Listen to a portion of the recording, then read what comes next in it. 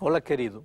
Estamos vivendo em dias quando Deus está querendo revelar algo muito importante para os seres humanos. Algo de consequências eternas para os indivíduos, as famílias e as nações. Ninguém pode aproximar-se do novo milênio sem saber o que traz esse século.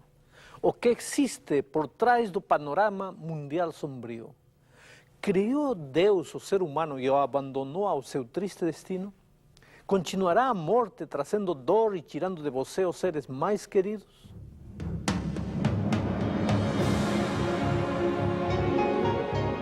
Ele permaneceu através dos tempos. O livro de Deus, a Bíblia. Indispensável em nosso mundo complexo. Está escrito, transmitindo esperança ao redor do mundo. Apresentado por Alejandro Bulhon. Hoje, Apocalipse, mistério ou revelação? Viajava um dia de São Paulo para Brasília. A minha companheira acidental de viagem era uma senhora de aproximadamente uns 60 anos. Ela olhava pela janela e enxugava dissimuladamente as lágrimas que lhe rolavam pelo rosto. Sabe, quando pessoas choram é porque não estão conseguindo administrar o vulcão de sentimentos que perturbam o coração. E às vezes, nessas circunstâncias, o melhor que se pode fazer é respeitar a dor íntima do ser humano. Alguns minutos depois, quando o avião já estava no ar, ela parecia mais calma. De repente olhou para mim e sorriu levemente. "Está tudo bem?" perguntei. Quase automaticamente a senhora mexeu a cabeça e disse: "Não, nada está bem, está tudo errado." Depois, ela contou-me o motivo da viagem. Há pouco mais de um mês tinha perdido o marido. E algum tempo depois recebera a trágica notícia da morte do filho. "Nunca fiz mal a ninguém", disse chorando baixinho. "Vou à missa todos os domingos. Cumpro meus deveres de cristã, ajudo gente necessitada. Por que então Deus permite tanta dor na minha vida?" Tentei confortá-la falando do amor de Jesus. E li para ela um verso do livro de Apocalipse. Seus olhos se abriram, se iluminaram de repente. "Isso está no Apocalipse?" perguntou ansiosa. Quando respondi que sim, ela disse: "Eu sempre tive medo de ler o Apocalipse, porque pensei que ele só anunciava tragédias." E se você, querido, perguntar para as pessoas, verá que a maioria delas, como esta senhora, relaciona o Apocalipse com tragédia, destruição, pragas, fim do mundo e mistérios incompreensíveis. Mas o que diz o próprio livro? Qual é a frase inicial? Veja. Apocalipse capítulo 1, onde começa o texto, verso 1, diz assim: "Revelação de Jesus Cristo, que Deus lhe deu para mostrar aos seus servos as coisas que em breve devem acontecer." O livro de Apocalipse é uma revelação. Não tem nada a ver com coisas ocultas e misteriosas. Através do Apocalipse, Deus está querendo revelar algo muito importante para os seres humanos. É algo que brevemente deve acontecer, algo de consequências eternas para os indivíduos, as famílias e as nações. Ninguém pode aproximar-se do novo milênio sem saber o que vai acontecer. O que existe por trás do panorama sombrio deste mundo? Deus criou o ser humano e o abandonou ao seu triste destino? Continuará a morte trazendo dor e tirando-nos os seres mais queridos? O livro do Apocalipse é a resposta divina para o homem confuso e desorientado deste final de século. Mas como entendê-lo, sem sermos vítimas do fanatismo simplório ou da complicação teológica? Se o livro contém uma mensagem tão importante, teria Deus limitado sua interpretação a um pequeno grupo de privilegiados? Qual é a mensagem do Apocalipse para você hoje? O que Deus está querendo comunicar? Para entender este livro, é preciso conhecer o contexto histórico. Quem o escreveu? Por quê, como e para quem foi escrito, primeiramente? Qual era o quadro político, social e cultural do mundo na época em que o Apocalipse foi escrito? Sabe, não se pode realizar um estudo sério deste livro sem conhecer esses detalhes. Bom, todos os estudiosos da Bíblia aceitam João, o discípulo de Jesus, como o autor do livro do Apocalipse. Na época em que o livro foi escrito, João era um dos únicos discípulos que ainda estava vivo. Ele era tão conhecido nas igrejas cristãs da época que não precisava assinar mais do que João, servo de Deus, Jesus Cristo.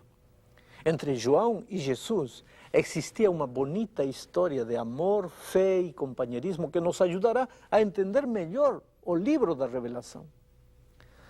Veja, quando João foi chamado por Jesus, era apenas um humilde pescador, impetuoso, egoísta. João possuía uma personalidade ruda e violenta. As pessoas o conheciam como o filho do trovão. Aquele caráter tinha-lhe criado muitos problemas na vida. Por isso, João não era feliz. Lutava para mudar, mas não conseguia. Até que conheceu Jesus e achou nele o segredo da vitória. Ninguém pode viver ao lado de Jesus e continuar sendo a mesma pessoa. No convívio diário com Jesus, o caráter do Mestre vai se reproduzindo na vida do ser humano. Foi isso que aconteceu com João.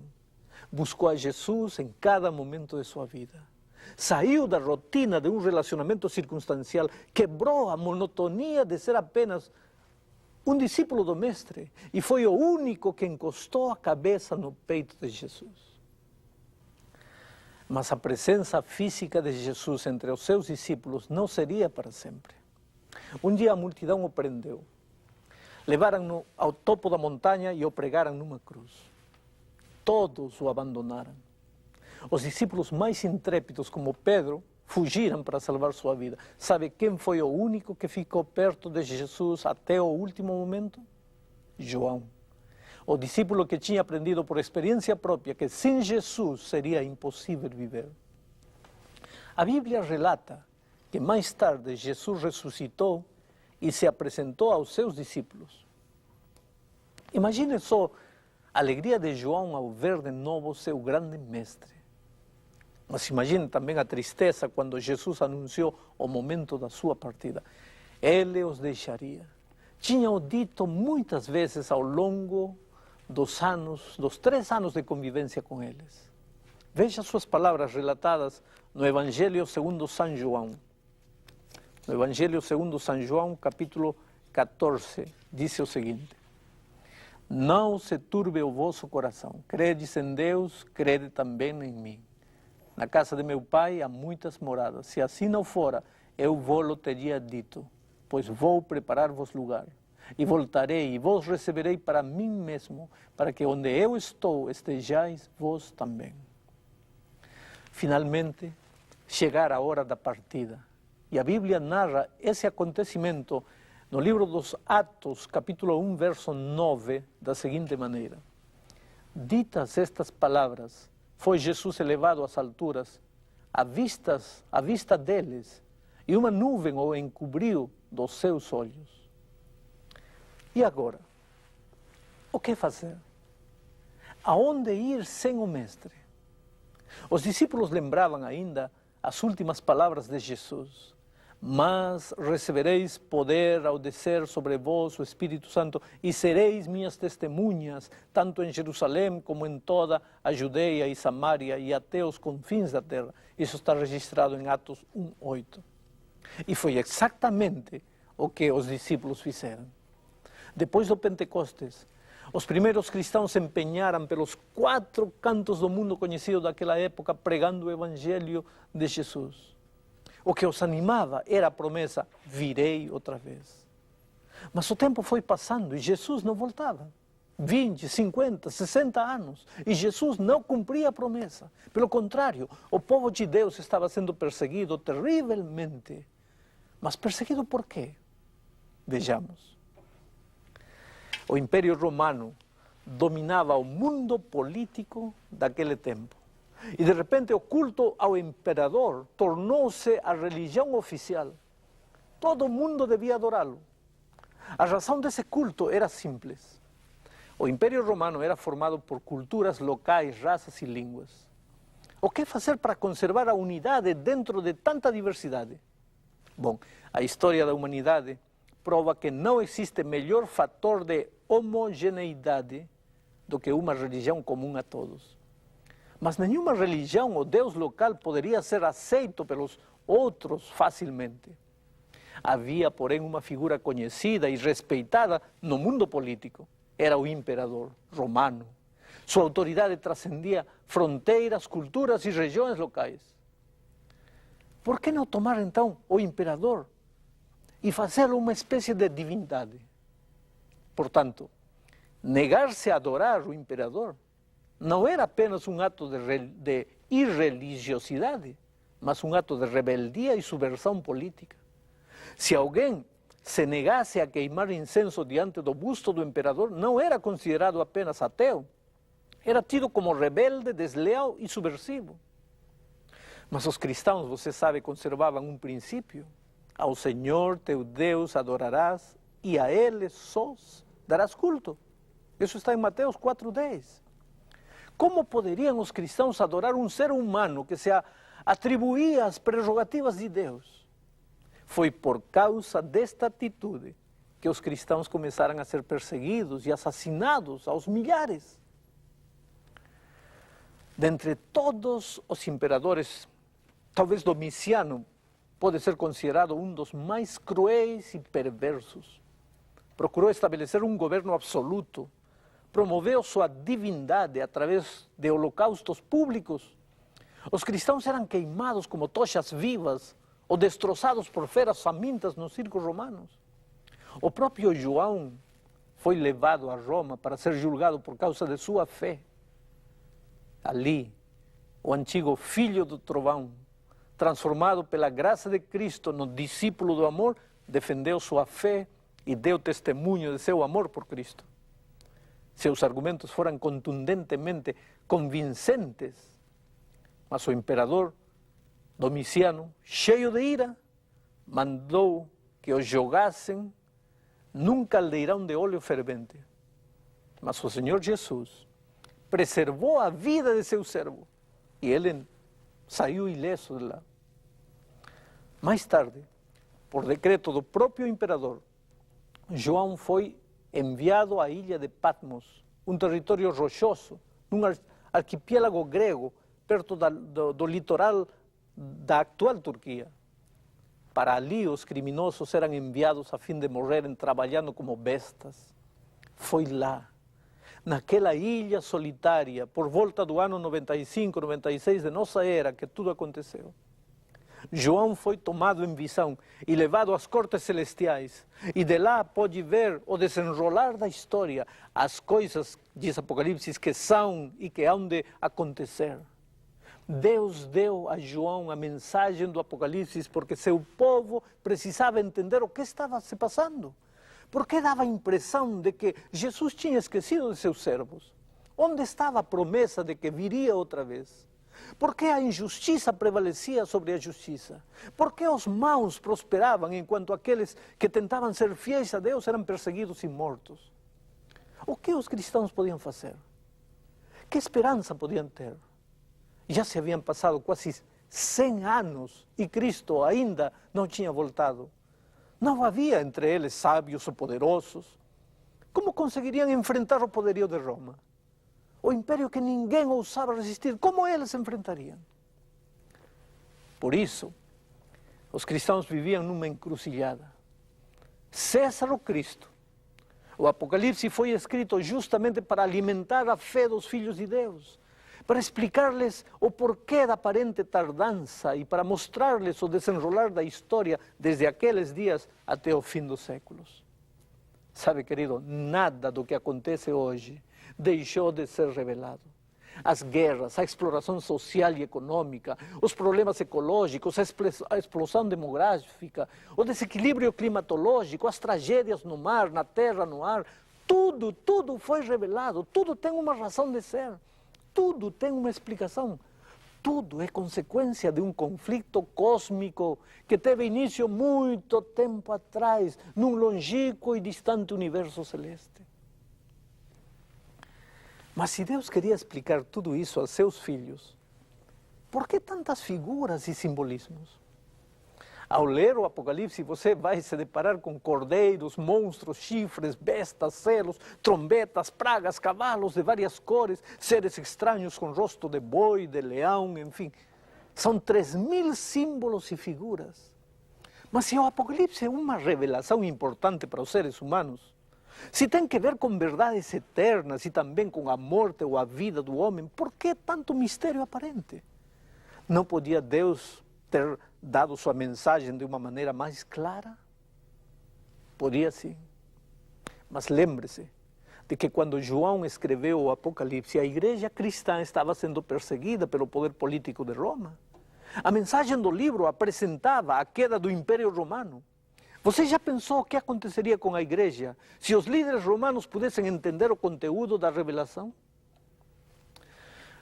Você verá também que o Apocalipse fala do anticristo e de como as forças ocultas do mal tentarão ao longo da história destruir a palavra de Deus. Já imaginou o que aconteceria se todas as pessoas comprometidas com o anticristo pudessem entender? Apesar de tudo, porém, os símbolos não constituem uma linguagem para sábios e filósofos.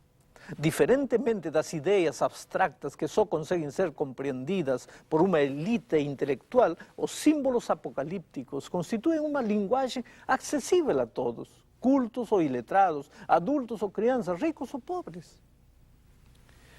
O livro do Apocalipse é a revelação urgente de algo extraordinário que você precisa saber no terceiro milênio. É algo que envolve vida ou morte, salvação ou perdição. E esse algo é o fato de que existe um conflito cósmico pairando entre os seres humanos. E você, querido, não pode ficar alheio a ele. É uma luta de consequências eternas. É a batalha para conquistar a mente e o coração do ser humano. Esse conflito envolve não somente os homens, mas também as forças da natureza. Só que, como todo conflito, ele está chegando à sua etapa final e é urgente que o ser humano conheça a verdade revelada para esta hora. Você não pode ficar no terreno neutro. É preciso tomar uma decisão. Mesmo que você enfrente sofrimento, diga para Deus: eu te seguirei. Abra seu coração e siga-o até o fim. Eu te seguirei, Jesus. Eu te seguirei, Senhor. Mesmo que eu enfrente sofrimento, eu te seguirei, Jesus. Tu mudaste toda a minha vida. Fui gerada em novo nascimento. Onde posso ir se não for contigo? Tu és meu Senhor e Rei. Eu te seguirei, Jesus. Eu te seguirei, Senhor. Mesmo que eu enfrente sofrimento, eu te seguirei, Jesus. Tudo que não quero, isso faço. Não existe bem nenhum em mim. Como conseguir ser vitoriosa só por teu poder, meu Deus. Eu te seguirei, Jesus. Eu te seguirei.